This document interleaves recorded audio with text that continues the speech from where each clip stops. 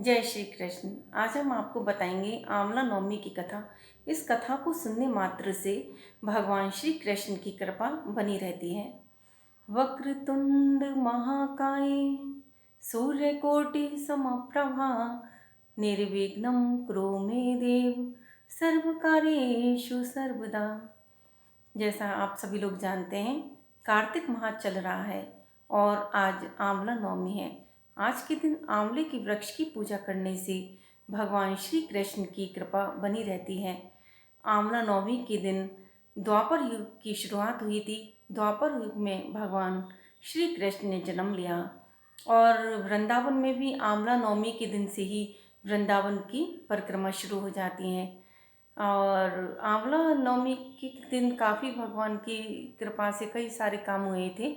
इसलिए इस दिन जैसे कि भगवान श्री कृष्ण गोकुल वृंदावन छोड़कर मथुरा में आए थे और आंवला नवमी के दिन जो सृष्टि की ब्रह्मा जी ने रचना की थी, तो सबसे पहला वृक्ष ब्रह्मा जी ने आंवले का वृक्ष ही बनाया था। आंवले नवमी का हमारे शास्त्रों में विशेष महत्व है। आज के दिन आंवला दान करना भी श्रेष्ठ माना जाता है। एक कथा के अनुसार एक आंवलिया नाम के राजा थे। वो प्रतिदिन 1.25 मन आंवला दान करते थे। उनके बेटे बहू को ये बात अच्छी नहीं लगती थी। उन्होंने सोचा, अगर ये प्रतिदिन आंवला दान करेंगे तो फिर तो राज खजाना खाली हो जाएगा। तो उन्होंने बेटे ने कहा अपने पिताजी से कि पिताजी, अब आप आंवले दान करना बंद कर दीजिए, क्योंकि अगर आप इस तरह 1.25 मन सोने के आंवले दान करेंगे तो राज खजाना बहुत जल्दी खाली हो जाएगा। राजा रानी को ये बात बहुत बुरी लगी और उन्होंने राजमहल छोड़ के एक उजाड़ नगर के बाहर जंगल सा था, वहाँ चले गए। और वहाँ प्रतिदिन वो जैसे प्रतिदिन राजा दान करते थे, उस दिन उनको आंवला दान करने को नहीं मिला। तो राजा बहुत व्यथित हुए और उन्होंने भोजन नहीं किया। अब भगवान ने सोचा कि ये मेरे नाम से आंवला दान करते हैं, अगर राजा को कुछ हो गया तो लोग मेरे पर विश्वास नहीं करेंगे। भगवान ने स्वप्न में आकर राजा से कहा, हे राजा, उठो और देखो, तुम्हारे यहाँ आंवले का वृक्ष लगा हुआ है। तुम्हारा रसोई पहले की तरह ही तैयार हो गया है। सुबह राजा ने देखा कि पहले की तरह राजपाट हो गया है और उसको रसोई में एक सोने का आंवले का वृक्ष है। राजा ने 1.25 मन आंवले लिए और दान किए। इस तरह राजा का वैभव खूब बढ़ता रहा।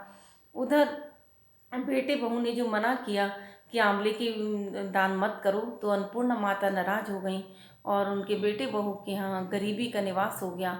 अब उसकी राजा के बेटे को किसी दिन एक नगर के किसी व्यक्ति ने बताया कि एक आंवलिया राजा हैं, तुम वहाँ जाओ, वो तुम पर तरस खाकर अपने पास नौकरी के लिए रख लेंगे। उसका बेटा वहीं गया और उसकी बहू भी गई थी। तो उसकी माँ ने अपने बेटे बहू को पहचान लिया और राजा से कहा कि हम इनको अपनी नौकरी पे रखेंगे, इनसे काम कम लिया करेंगे और इनको सैलरी ज़्यादा दिया करेंगे। राजा ने बात को मान लिया। अब बेटा बहू वहीं रहने लगे। एक दिन रानी ने अपनी बहू से कहा कि बहू, मेरी कमर आज तू साफ कर दे नहाते समय। तो बहू अपनी सास की कमर को धोने लगी। तभी उसकी आंखों से आंसू गिर के सास की कमर पे गिरा। सास ने कहा, क्या हुआ, तू क्यों रो रही है? उसने कहा, मेरी सास थी, वो भी आपकी तरह दिखती थी और उनके मस्सा था ऐसे ही कमर पर, तो मुझे अपनी सास की याद आ गई और मैंने और मेरे पति ने मिलकर उनको निकाल दिया था, क्योंकि वो 1.25 मन आंवला दान करते थे।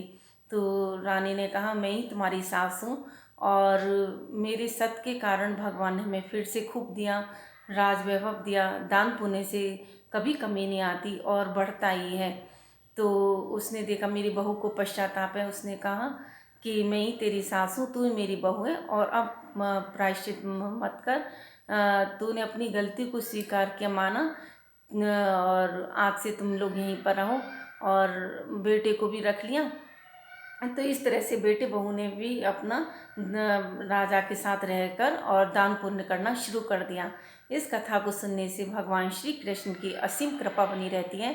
जय श्री कृष्ण। ओम नमः शिवाय।